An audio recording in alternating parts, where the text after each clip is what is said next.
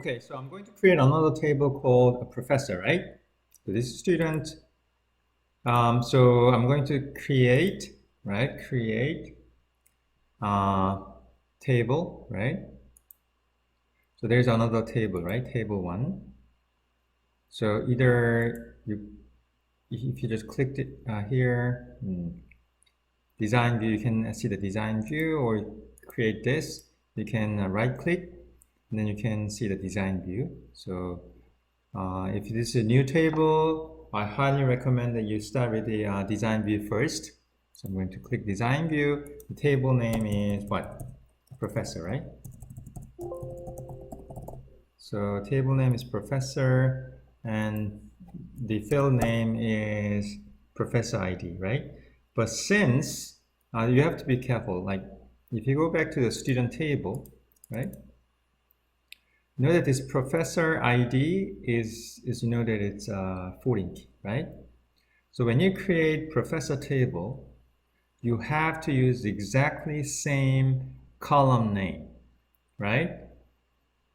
For the primary key field in the professor table. It's exactly same name. So professor P capital letter, ROF, ID both are capital letters, right? Professor ID. So go back to professor table. Oops, let's first save the table, yes. Okay, so go back to the professor table. Oops, student table, and then go to professor table. This is the easy way. So student table is professor table, right?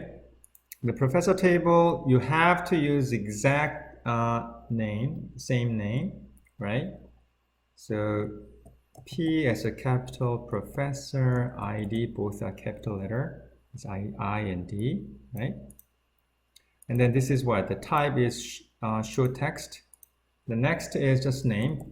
This table is very simple. It has only two. Oh, we should not use a name. It's not a good, right? Because name is reserved by Microsoft Access. So I'm going to use something different, slightly different. So PROF, just name, right? And then it's a short text. So I'm done. So I'm done. So I'm going to go back to datasheet view to enter actual data, right?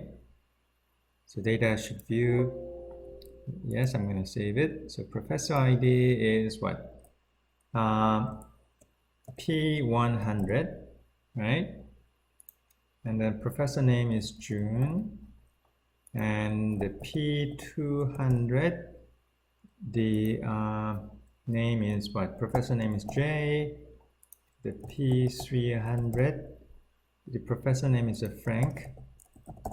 And P400 is Tony, right? Good. So I'm done. And that's how you can create the table called professor. So now this table has what? I mean, this database has two tables, student and professor table. Okay.